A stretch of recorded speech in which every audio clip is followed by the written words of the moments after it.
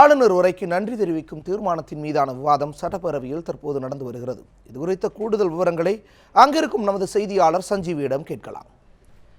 சஞ்சீவி, தற்பொழுது சட்டப்பேரவையில் நிகழ்ந்து வரும் நடவடிக்கைகள் குறித்து சொல்லுங்கள். குறிப்பாக அமளி ஏற்பட்டதாக ஒரு தகவல் வந்துள்ளது. அது குறித்த தகவல்கள் இருந்தால் தாருங்கள். தேவேந்திரன், இன்று காலை சரியாக 10 மணிக்கு சட்டப்பேரவை தொடங்கியது. நீங்கள் குறிப்பிட்டது போல ஆளுநர் உரை மீதான நன்றி தெரிவிக்கும் தீர்மானத்தை அதிமுகவுடைய சட்டமன்ற உறுப்பினர் செம்மலை படித்துக் கொண்டிருந்தார். அப்பொழுது பேசிய அவர் பல விஷயங்களை குறிப்பிட்டார். குறிப்பாக இந்த தேர்தலை பொறுத்தவரை, நடந்து முடிந்த தேர்தலை பொறுத்தவரை எதிர்க்கட்சிகள் பொய் பிரச்சாரம் செய்து அதிமுகவுடைய ஆட்சியை கலைக்க நினைத்தது. ஆனால் அந்த விஷயங்களை எல்லாம் கலைத்துவிட்டு மீண்டும் அதிமுக ஆட்சியை பிடித்தது என்ற விஷயத்தை குறிப்பிட்டிருந்தார்.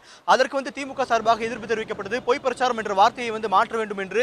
இந்நிலையில் நடுவே குறுக்கிட்டு பேசிய அவைத்தலைவர், அவை முன்னவர் திரு ஓ பன்னீர்செல்வம் பேசும்பொழுது இது போல அந்த பொய் பிரச்சாரம் என்ற வார்த்தையை மாற்றி உண்மைக்கு புறமான என்ற விஷயத்தை குறிப்பிட்டிருந்தார். அதற்கும் திமுகவினர் எதிர்ப்பு தெரிவித்தனர்.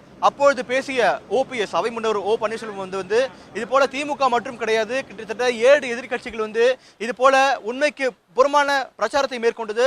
ஆனாலும் இந்த அனைத்து பிரச்சாரங்களும் பொய்யாக்கி அதிமுக மீண்டும் ஆட்சிக்கு வந்தது என்ற விஷயத்தை குறிப்பிட்டார். பின்னர் தொடர்ந்து பேசிய செம்மலை அவர்கள் இது போல உண்மைக்கு, அதாவது முரண்பாட்டிற்கு மொத்த உருவம் திமுக தலைவர் கருணாநிதி என்ற விஷயத்தை குறிப்பிட்டார். அதற்கும் திமுக சார்பாக எதிர்ப்பு தெரிவிக்கப்பட்டது. அப்பொழுது குறுக்கிட்டு பேசிய அவை முன்னவர் ஓ பன்னீர்செல்வம் திமுக தலைவர் குறிப்பிட்ட விஷயம் அவரை குறிப்பிடவில்லை, அதாவது செம்மலை குறிப்பிட்டது திமுக தலைவர் கருணாநிதி கிடையாது, அவர் கூறும் கருத்துக்களை தான் முரண்பாடான விஷயங்கள் என்று குறிப்பிட்டார். அதற்கும் திமுக சார்பாக எதிர்ப்பு கிளம்பியது. பின்பு அந்த முரண்பாட்டான விஷயங்களை, பல விஷயங்களை செம்மலை குறிப்பிட்டார். குறிப்பாக திமுக தலைவர் கருணாநிதி ஹிந்திக்கு எதிராக பிரச்சாரம் செய்தார். ஆனாலும் அவர் ஹிந்தியில் கான்ஸ்டிடியூஷன் ஆஃப் இந்தியா என்ற புத்தகத்தை ஹிந்தியில் அச்சிட்டு சட்டமன்ற உறுப்பினர்கள் கொடுத்ததாக ஒரு விஷயம் குறிப்பிட்டார். இது உண்மைக்கு எதிரான பிரச்சாரம் என்ற விஷயத்தை குறிப்பிட்டார். அதே போல சமஸ்கிருதம் மொழிக்கு எதிராக திமுக தலைவர் கருணாநிதி எப்பொழுதும் பேசுவார். அதற்கான எதிர்ப்பையும் போராட்டத்தையும் தெரிவிப்பார். ஆனால் அவரது கொள்ளு பெயருக்கும் பேத்திக்கும் திமுக தலைவர் கருணாநிதி சமஸ்கிருதத்தில் பெயர் வைப்பார் என்ற விஷயத்தை செம்மலை குறிப்பிட்டார். இதற்கும் திமுக சார்பாக எதிர்ப்பு கிளம்பியது.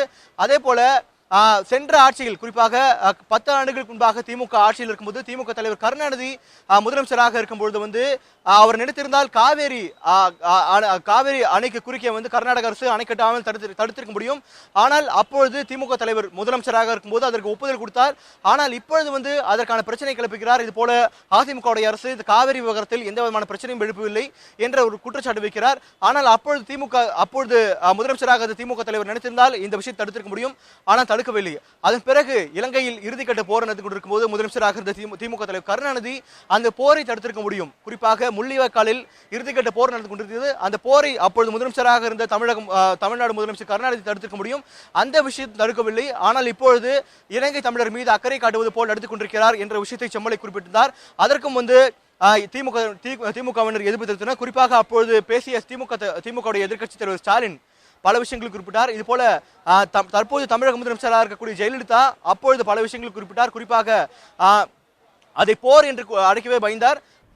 சஞ்சீவி, இதை தொடர்ந்து நடக்க இருக்கக்கூடிய நிகழ்வுகள் குறித்து சொல்லுங்கள். சஞ்சீவி, சட்டப்பேரவையில் இனி நடக்க இருக்கக்கூடிய நிகழ்வுகள் குறித்த தகவல்கள் இருந்தால் தாருங்கள். தேவேந்திரன், இன்னும் இந்த செம்மலை மற்றும் திமுகவுடைய அமளி நடந்து கொண்டிருக்கிறது. இந்நிலையில் இதன் தொடர்ந்து திமுகவுடைய சட்டமன்ற உறுப்பினர்கள் 2 பேர் பேசுவார்கள். இந்நிலையில் ஏற்கனவே திமுக சார்பாக ஒரு கோரிக்கை வைக்கப்பட்டது. இந்த கவர்னர் உரையின் மீதான விவாதம் நடக்கும்போது திமுக, அதாவது எதிர்க்கட்சி திமுக சார்பாக 3 பேர் ஒரு நாளைக்கு பேச அனுமதி வழங்க வேண்டும் என்ற திமுக சார்பாக கோரிக்கை வைக்கப்பட்டது. இந்நிலையில் பேரவைத் தலைவர் கூறும்போது திமுக சார்பாக 2 பேர் மட்டும்தான் பேச அனுமதி கொடுத்துள்ளோம் என்று தெரிவித்திருந்தார். இந்நிலையில் அடுத்த கட்டமாக திமுக சார்பாக 3 பேர் பேசுவதற்கான அனுமதி கோருவார்கள். அதன் சார்பாக பிரச்சனை வரும் என்று எதிர்பார்க்கப்படுகிறது. தேவேந்திரன்.